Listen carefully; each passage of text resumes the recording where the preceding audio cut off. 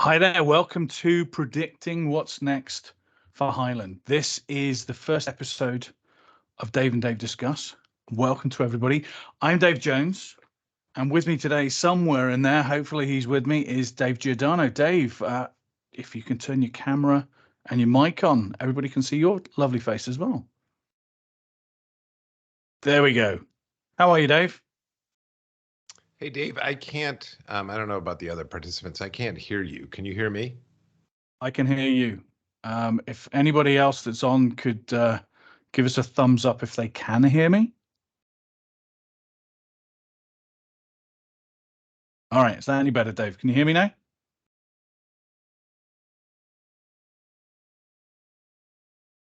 All right.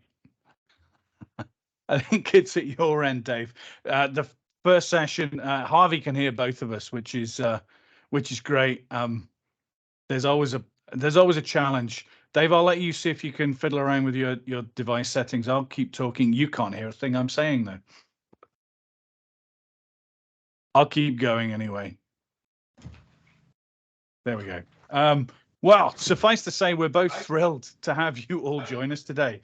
The fact that Dave can't hear us is going to be a little bit of a challenge, but we'll keep going. And I think one thing to start with is between the two of us, Dave and I have both got far too many years worth of experience in the ECM industry. Also a little bit of experience of when things go wrong on webinars and stuff like that. So we'll just keep going. So the plan for these sessions, this one today and in subsequent sessions, is really that Dave and I are going to nerd out on all things enterprise content management, information management, content services, call it what you want. We're going to get chatting and talking about everything related to that space. And Dave, you're back. Can you hear us now? Yep, I'm good to go. Awesome. Good stuff. We thought we'd kick the series off, and perfect timing for Dave to come in. We thought we'd kick this series off with a discussion about something that is close to both of our hearts, or at least close to both of our career histories, at least. And that's the question of what might be next for Hyland Software. But Dave, before we get into that conversation too much, for anybody out there that doesn't know you, how did you start off in this ECM world, and what's that journey looked like to get us here to today? Thanks, Dave. Great to be here. My career goes way back to the early 90s, kind of in the image management space. I started my career at Accenture, and at the end of it in the early 90s was kind of in charge of some of the image management practices for our Chicago office. So that included FileNet, HP Plexus, and right at the very beginning got introduced to Documentum, but never really use them much at what is now Accenture. I founded Technology Services Group in 1996, and our first client was right here in Chicago. It was one of the large pharmaceutical firms where we were evaluating Documentum against an old IBM partner, Novasoft. They ended up picking Documentum. We became a Documentum go-to partner for pharmaceutical as well as Chicago, and that's where I met John Newton. And then in 2007, when John founded Alfresco, we were one of the first partners and, did a lot of work in that Documentum Alfresco space. Although we tried to work with FileNet, we tried to work with IBM and M-Files and AODocs and all the others, as a consulting firm that in that space, but primarily, kind of Documentum and Alfresco.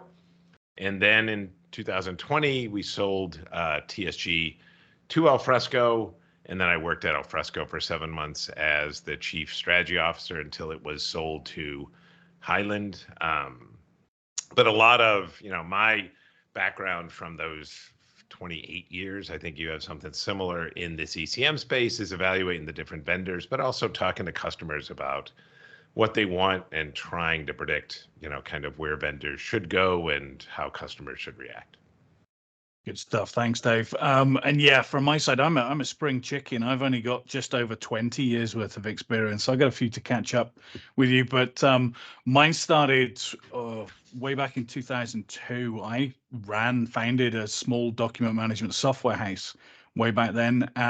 More recently, I've spent time with the likes of Nuxio as a VP of product marketing. I was with Hyland as a product marketer there. And I've also done a little bit of that analyst stuff. So I joined AIM, the Association for Intelligent Information Management, as a market analyst way back in 2011, I think it was.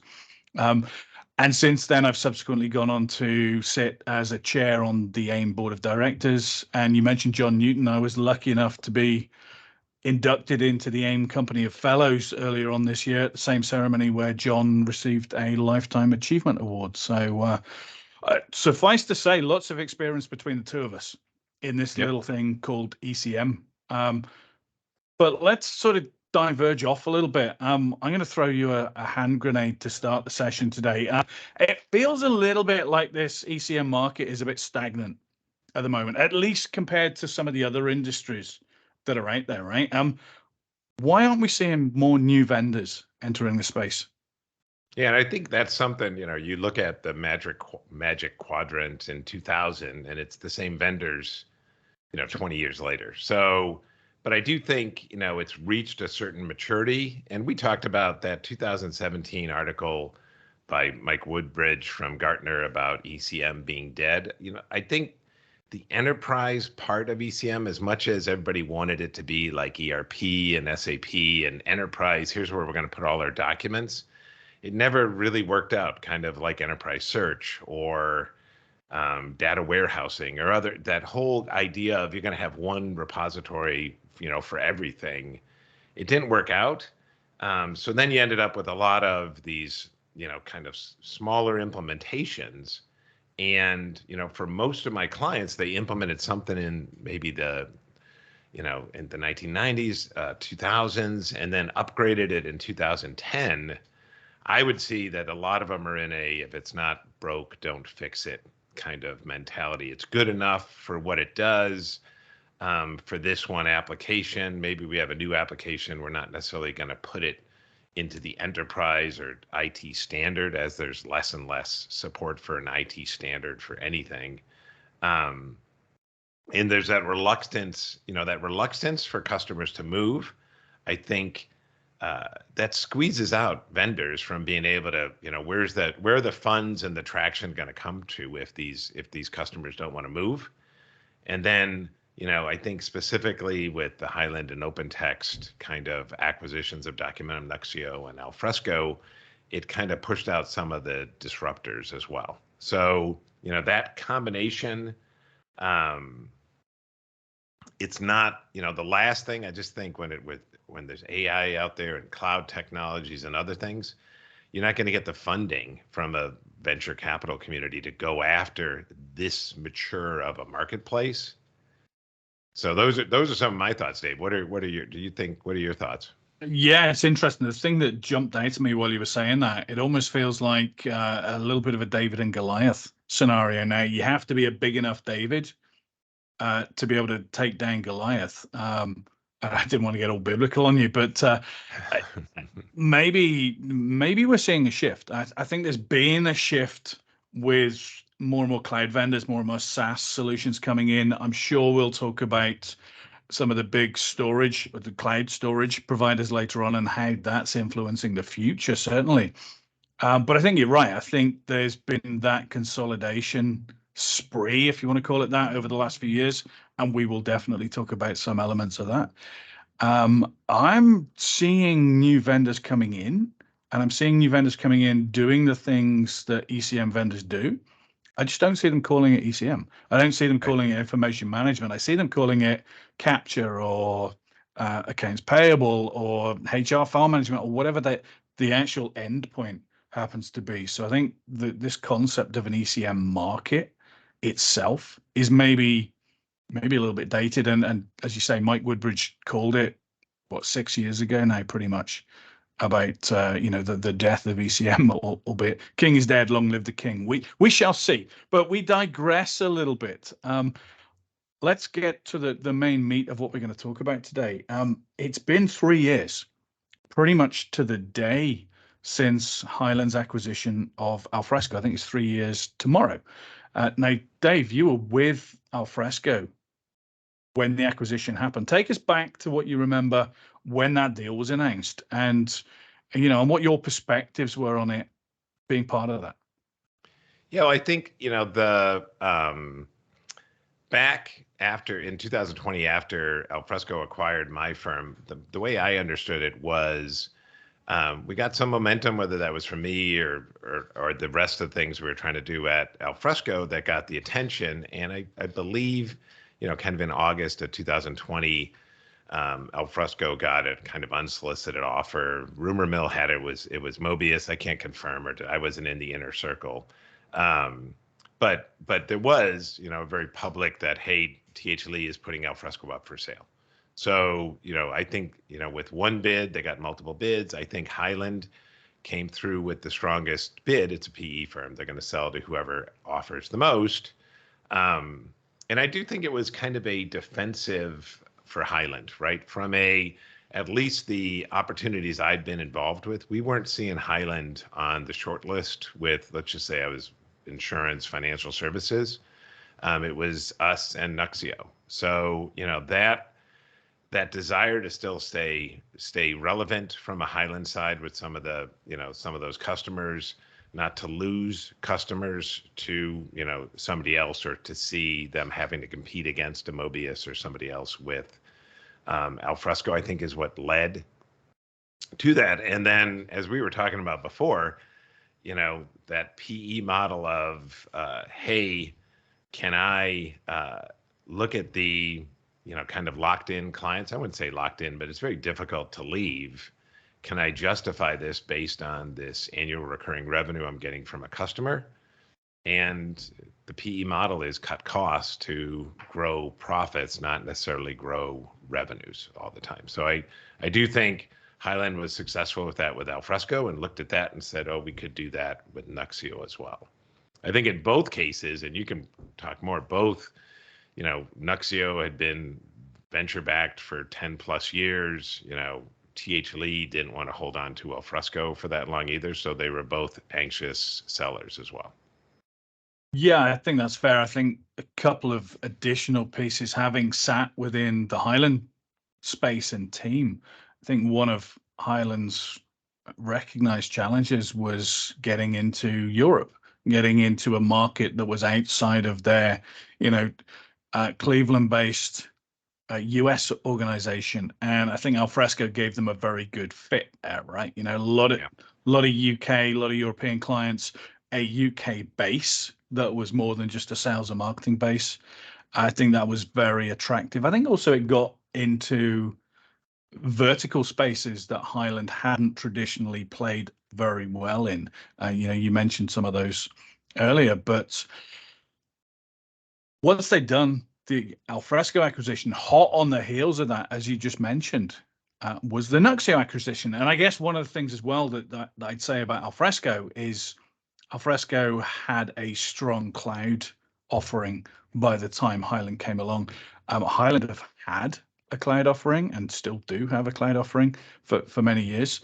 Probably not in the same cloud native mode as certainly Alfresco, or to a degree, completely as Nuxio, right? Nuxio completely cloud-based. Alfresco got there eventually.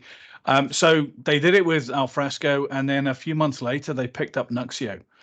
And interestingly for me, that marked a big shift, because Hyland had always been focused on being this one piece, right? On base, it means one database. It was always focused on this one piece of software. Now, they made a few small acquisitions prior to that, but dropping Alfresco in and then dropping Nuxio in quickly, that marked a big shift. Now, you've mentioned that you think this was a defensive strategy for the Alfresco purchase. Do you think it was a defensive strategy for the Nuxio purchase as well, or something else? No, I think they, and I'm just totally guessing on this one, but from a strategy perspective, if it worked with Alfresco, why wouldn't it work with Nuxio? And I think we can talk about some of the technology. I think there was some, I do think Alfresco is a little more innovative than Nuxio on the cloud portion. The Amazon guys and the native Amazon that Alfresco was doing was very successful. On the NoSQL side, I think Nuxio is very successful as well. So if I was Hyland looking for both that cloud and, repository technology wise, as well as picking up more, how do we grow revenue if people aren't buying more Hyland? Well, we can do it through acquisitions. And, for both of those companies that were, adding and growing their customer base, I think that's how you become a $1 billion firm rather than, than staying. And then with some of the overlaps of marketing and engineering and consulting, can you cut costs to improve, the overall profitability? So that's kind of the PE model, right? Is to, hey, a mature or declining market, I can grow profits by, kind of a faster race of cutting costs. And that very much is the P model. And I want to dig into that in a few seconds, but I'm conscious that our audience is sitting there very quietly today in the background. And it's not normal for a lot of them. But I want to give you guys an opportunity to ask any questions that you might have while we're here today. Just throw them at us in the Q&A window, if you will. And we will do our best to get to as many of those as we can do a little bit later on in the session. But back to private equity. Dave, the ability for Hyland to make these acquisitions was, of course, due to the involvement of Thoma Bravo, their private equity firm. And looking back in history a little bit, Hyland aren't the first company to take on investment to fuel growth. We've been there with IBM purchasing FileNet. We've been there with OpenText purchasing Documentum. Anything that you've seen in the past that might help us predict what Hyland are going to do next, where they're going to go, how successful they're going to be? Yeah, I do think, both the IBM purchase of FileNet, I think that was 2008, and then the Documentum by OpenText are both really relevant, right? You look at, the larger company kind of having a partnership relationship or a competitor relationship and being able to leverage that girth to bring somebody in. But then in both cases, we've looked at the technology, we can talk about it's going to be one repository to rule them all or nothing. In both cases, the repository stayed the same. It was all about keeping those same clients. And I always like to tell people the really insightful thing as OpenText, when they bought Documentum as a public company, they had an investor meeting where why did we do this? So you kind of got to look behind the marketing of synergies and all that other stuff. And it was about that ongoing maintenance cost for those clients of, hey, we're going to pay, I thought it was 1.6, and they talked about, a $400 million, $200 to $400 million maintenance stream that we're going to get year over year to kind of pay for this. And that, I think, if we look at the last 3 years, I think that's very similar to what both the Alfresco and the Nuxio purchases. You bought these customers, you get to keep those customers. Those customers haven't been moving to something else based on the acquisition. So we look at now, I still have clients that use FileNet despite, the repository really not being touched in 15 years. So I think that is probably going to be a similar model for Hyland. I just think, their goal is to keep those customers paying. And if I'm a customer that's if it ain't broke, don't fix it, I don't necessarily want to see upgrades that would risk my stability. I might want to add on things to it, but I don't necessarily want you to make it difficult for me to just keep on using this without a business interruption. What are your thoughts? Well, it's interesting. As a marketeer, I'm sat here and blood's almost pouring out of my ears at the prospect of not being able to talk about something new and something, exciting, and how we're going to blend these technologies together, because that's what we've purchased Alfresco for and Nuxio for, is to get access to that technology and bring it all together with the heritage of OnBase. So that, let's keep the lights on. Let's keep customers that are using a particular strand of our software happy is killing me internally as a marketeer, but it makes perfect sense, right? And I think we'll talk a little bit about the future in a minute, but one of the things that I struggle with is the lack of a public announcement of, hey, this is why we did this. This is where we're going. This is the vision. This is the strategy. And I think if I was a customer of Hyland, of OnBase, of Nuxio, of Alfresco, I'd be sat there wondering which of those three tools is going to get the lion's share of the investment and the main, the effort internally moving forward, because they can't all continue to just sort of roll onwards, can they? Well, I think that, at the end of the day, it's how does Hyland keep those existing customers paying? And when you pull that thread of we might have to have you move to something, customers might say, what if we move to something that's not Hyland, right? Or if you're going to make me move, I might want to move somewhere else. And that might be more cloud native. While we can talk about Alfresco being cloud native, it's not true cloud native. It can run internally or on the cloud. It has some things that makes it better, but there are better ways to integrate with cloud vendors than Alfresco or Nuxio, because they were built from the ground up to run behind the firewall, right? But they need to be careful not to label any one of those repositories as worse than the other one. So you don't see any, you see a little bit of Nuxio for this, Alfresco for this, and Hyland for this, but you don't see this is better than this one and that one. And I don't think you ever will, because they need to keep those customers feeling happy that they're in the right place. There might be some integration things, like what Documentum tried to do with Leap, where it was, here's an interface that talks to more than one. I think if, you look at that lesson learned from Leap, nobody in the if it ain't broke, don't fix it thing, none of the clients were looking for that interface. So I think it wasn't, it wasn't really that successful. Just like I don't want to move the repository. I don't want to retrain my users for something that doesn't make them more productive anyway. It's interesting. You mentioned Documentum, and I remember back to an old AIM conference just after Documentum was purchased, and I remember the PR and the marketing activity to the Documentum user base, professing love for them, and the fact that they were going to retain that investment, they were going to retain all the love from OpenText.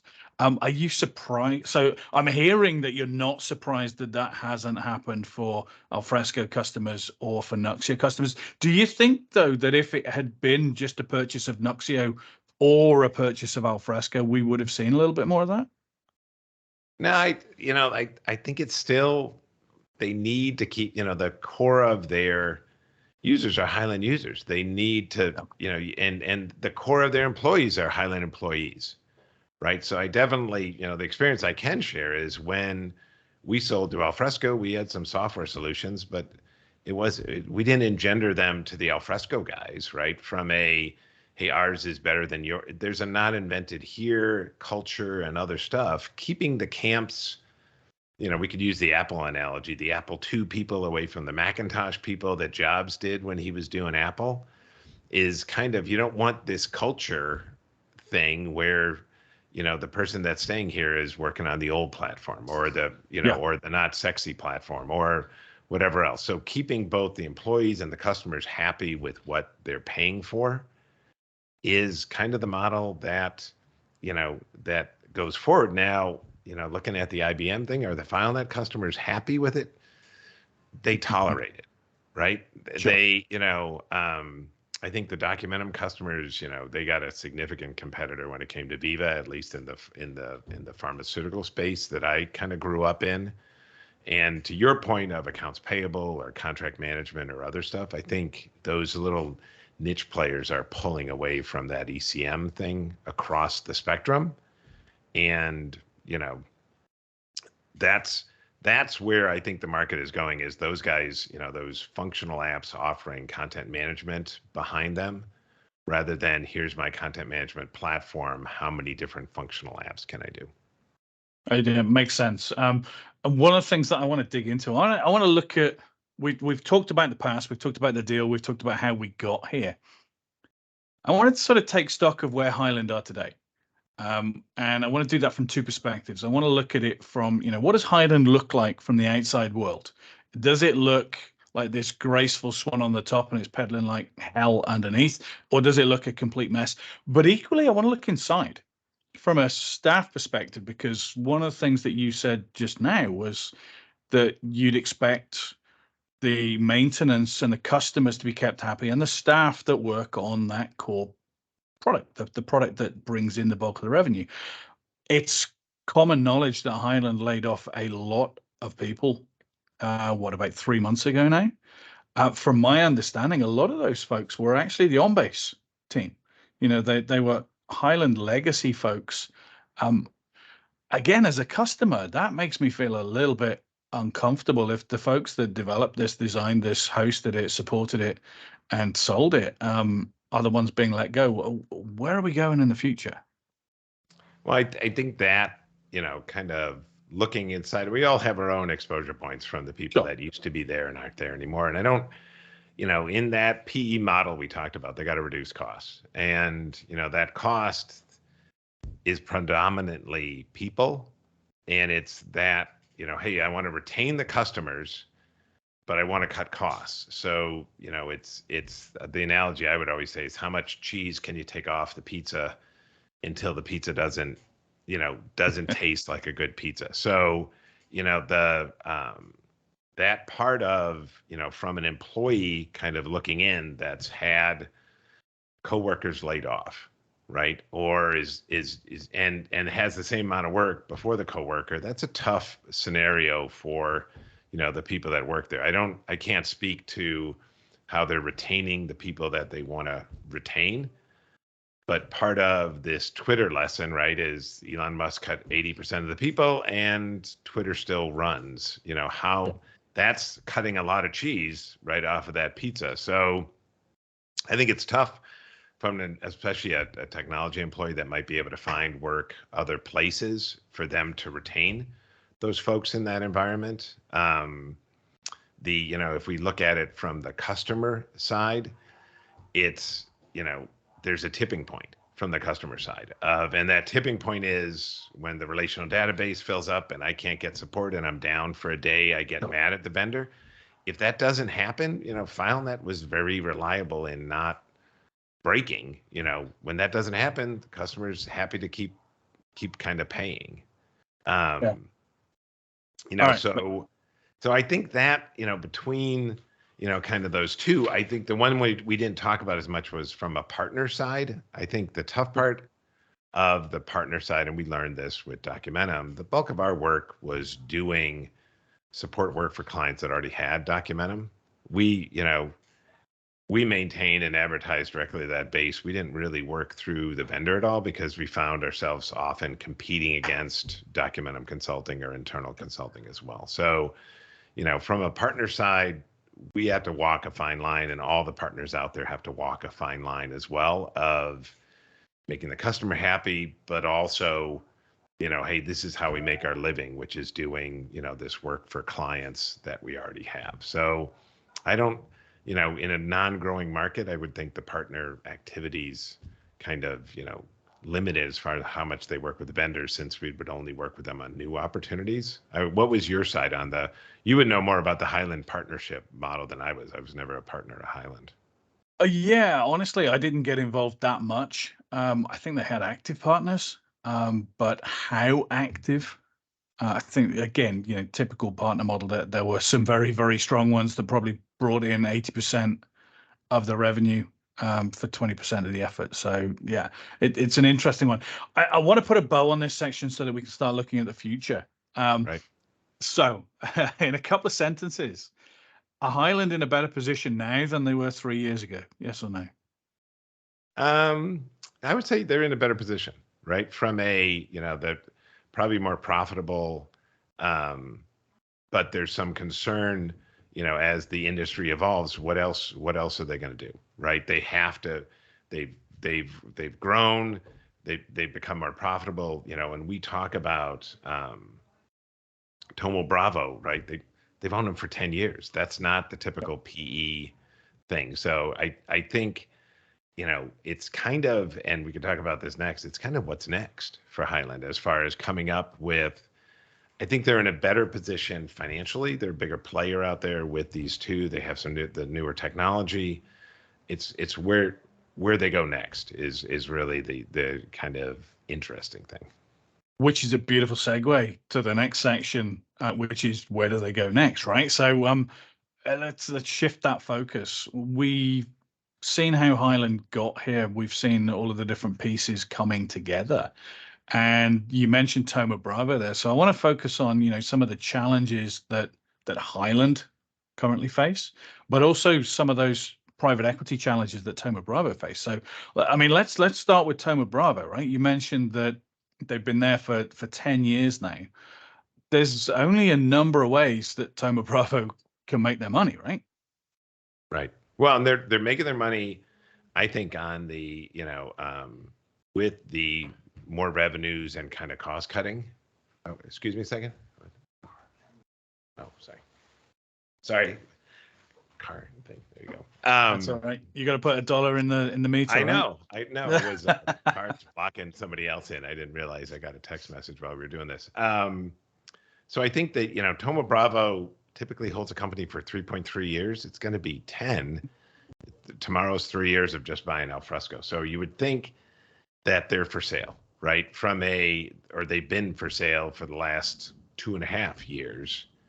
But it's kind of, but where do they go? They don't go to another PE firm because the interest rates aren't what they were 3 years ago when you could get that significant kind of leverage off of them. So, what we got to talk about is, well, who is in a position and who is in that strategic position to want to buy them? And with Thoma Bravo, they have to look good when they sell them as well. So they'd want to, get the right price. There's not that many vendors out there. I mentioned to you Iron Mountain from maybe a strategic, kind of someone who plays in the space and has customers that, there's a lot of overlap between their customer base. OpenText, maybe we were talking about that a little bit before. They just brought Micro Focus for $5.8 billion. So, that's, but I gotta think it's got to be somebody big who and Thoma Bravo has to be after 10 years looking to sell. What are your thoughts? What you're saying? Well, I think you're right. I think they've got to have itchy feet now. Yes, they're bringing in their dividends through the increased revenue. That's not the PE model that I've seen operating in any other scenario. So I've got to think they're up for sale. For me, that batch of layoffs 3-4 months ago felt like prepping for a beauty pageant. Let's cut the cloth accordingly. Let's get the revenue. Let's get the books looking like they're ready to go. But same sort of conversation that you've just drawn out. Iron Mountain would seem like a natural fit, but I know there's been a relationship there for many, many years with Hyland, and it's not happened yet. So why would it happen now? OpenText, yeah, they're big enough. Other than that defensive play, and if Hyland's nipping at their ankles with regards to deals, then it might make sense. But I don't necessarily see that. We've talked previously. I wonder if one of the hardware vendors might be interested in that. In this, the hardware vendors know that selling tin, as they call it, is a race to the bottom. The margins are decreasing every year. They're looking to get into the software market, and document management, as they would call it, is a natural way to go with that. But it's a heck of a big piece of cake to have to bite now to dip your toes in that water, if I'm mixing my metaphors. So who knows? It's interesting. I want to look at some of the technology challenges for a couple of minutes, because as a marketeer, again, I'm seeing these amalgamations. I'm seeing the cloud aspect of Alfresco, that a nice shiny user interface. I'm seeing the genuinely cloud native and NoSQL aspects of Nuxio and some of the AI tools that they've developed. And I'm seeing the breadth of functionality within Hyland. And I'm thinking, well, at some point you got to plug these together, right? Whether it's using one of those tools as the foundation and plugging the others in, or whether it's creating something completely new. To me, that would create that interest within the marketplace, potentially create the innovation that the ECM space seems to be lacking at the moment. But I'm not seeing anything. Again, I'm disappointed. Oh, and my lights have gone off because I'm obviously not moving enough. There we go. I'm disappointed that there hasn't been more of a roadmap painted, more of a vision, or maybe it has been painted to a potential buyer. I don't know. What do you think? Well, and I always think they want to leave that repository where it is, right? That's the repository there gives them that customer retention of, hey, all your documents are here, and guess what? They're hard to move to someplace else. So, when you look at innovation and you mention AI, it's going to be AI bundles on top. Oh, look, I can sell you more of what you can do with that existing repository, not I'm going to move that repository, right? So I think, that we had a viewer that we were like, oh, you can use that on any platform. Those type of add-ons that are easy to add to any of that customer breadth would be where I would recommend they go, rather than hey, here's our best repository and everybody should move there, because it opens up the idea. We talked about this. Hyland's expensive.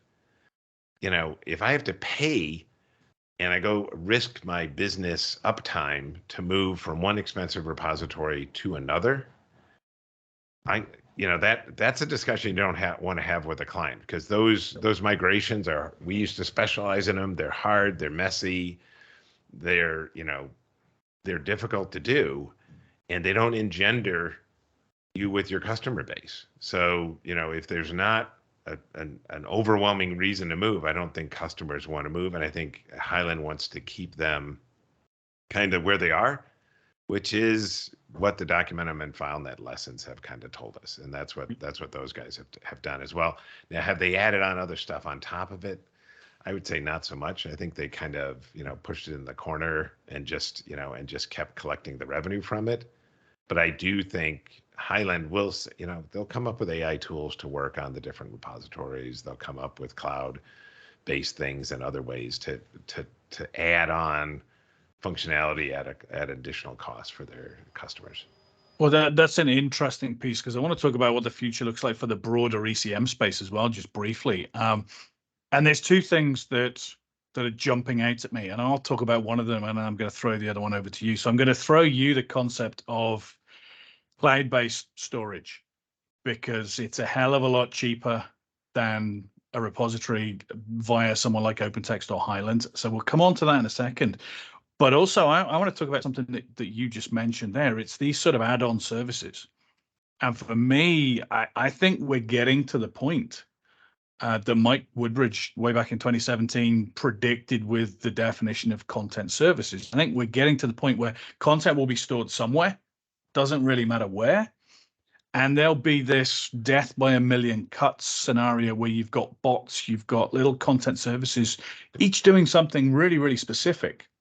So having painted that picture, does anybody need a tool like Hyland that does a bit of everything, or are we going to get to a scenario where we're happy with content services working on a content store?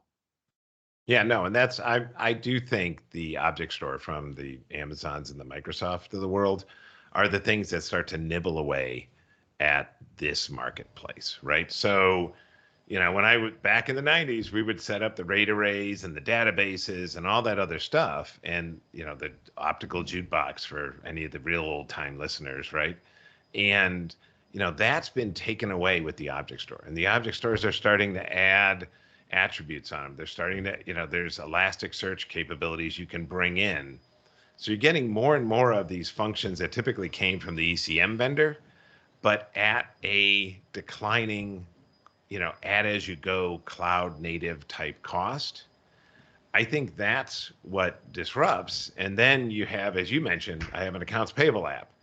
Well, where do you store the content? Oh, we use Amazon S3. Oh, okay, that's fine, right? It's not going to be our company standard is Hyland, they're going to say, oh, we'll store it in Amazon S3. I think what we always talked about, what broke down the whole, whether you call it data warehousing or the ECM space, was, oh, it's great. I have all this content here. I can search through all this content. I don't really want the liability of someone seeing, personnel records that's not supposed to see personnel records. Why don't we keep that isolated in the HR system with their links into the content rather than have it exposed to everybody else? So, I do think the object store is where eventually nibbles away at this space, and it'll be application, to your point, application by application.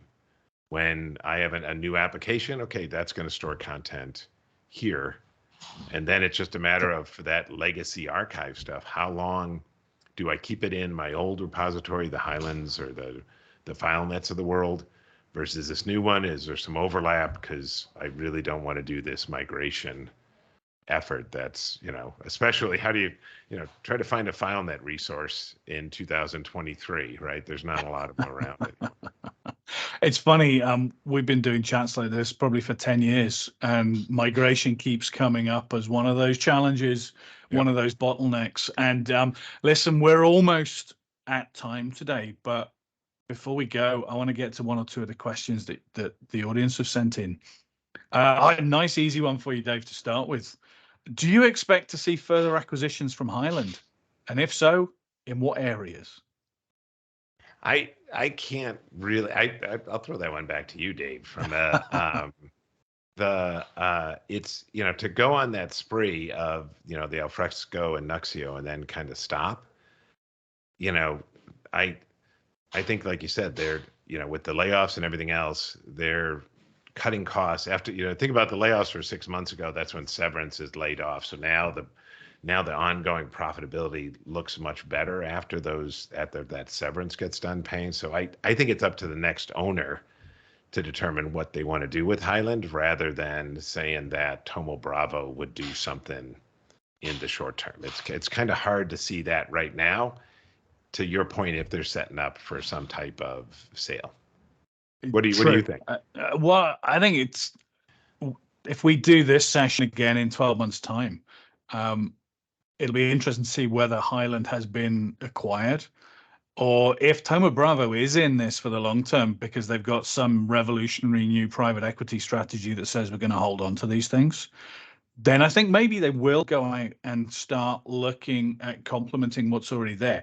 I mean, I could see potentially some user interface, user experience tools to actually blend these things together. If that does indeed turn into their strategy, I think that they're weak on things like analytics and reporting and those dashboardy style things. But all of that is subject to them not being sold, right? I mean, if they want to go down the OpenText route and they want to be this huge beast, then they have to add some of those other areas. But if I was a betting man, I'd say that we won't see any acquisitions, that we will be seeing Hyland up for sale, publicly up for sale before too long. Yeah.